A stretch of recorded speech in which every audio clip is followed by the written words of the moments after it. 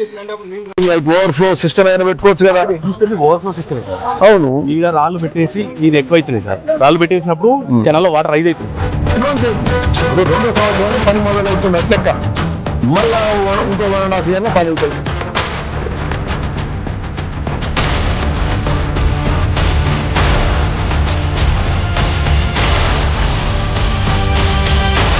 బాట పోవడానికి మధ్యాహ్నం పేరు ఉండదు.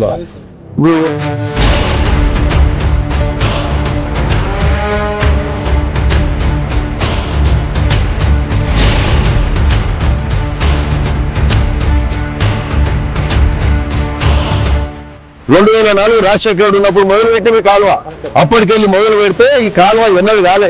తర్వాత అప్పుడు ఆయన 40 కోట్లు ఇచ్చిండు. తర్వాత మొన్న అంతకుముందు 10 ఏళ్ల గవర్నమెంట్ లో కేసీఆర్ ఇచ్చినట్టు ఇచ్చారు, ఆ పైసలు రాలే. ఇప్పుడు మరి ఈరోజు బునియాది గాని కాలువ త్వరగతిన స్టార్ట్ చేయడానికి అందరికి తెలుసు శాంక్షన్ అయినాయి నిధులు 269 కోట్లు బునియాది గాని కాలువకే.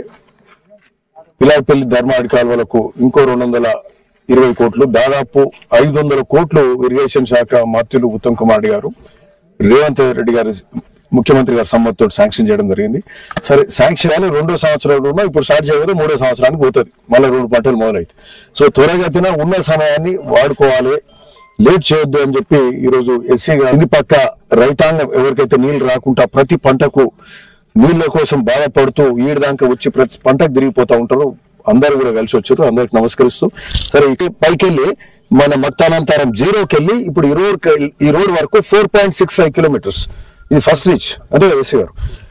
ఇది 4.65 కిలోమీటర్స్ ఫస్ట్ రీచ్. ఈ ఫస్ట్ రీచ్ కాలువ వెడల్పు దాదాపు సరిపోయిన వెడల్పు ఉంది. ఇప్పుడు బునియాది గాని కాలువ బేసిక్ విడితే ఏంటంటే అంతకుముందు 2.5 మీటర్స్ ఉంటే ఈ రోజు 6.5 మీటర్స్ చేస్తున్నాం.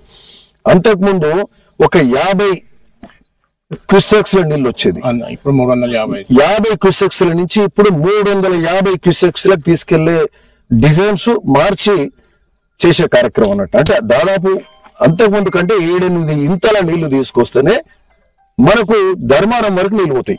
ఇది ధర్మారం అంటే మన మోత్కూరు కింద, మోత్కూరులో వస్తుందా ధర్మారం, ఆడగూడూరులో వస్తుంది.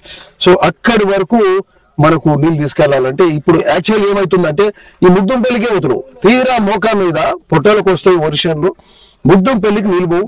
రైతులు రాత్రులు కరెంట్ అన్న బంద్ చేయాలి సార్ అంటారు అధికారులు. కరెంట్ బంద్ చేయొద్దు, మేము 24 hours చేయాలని.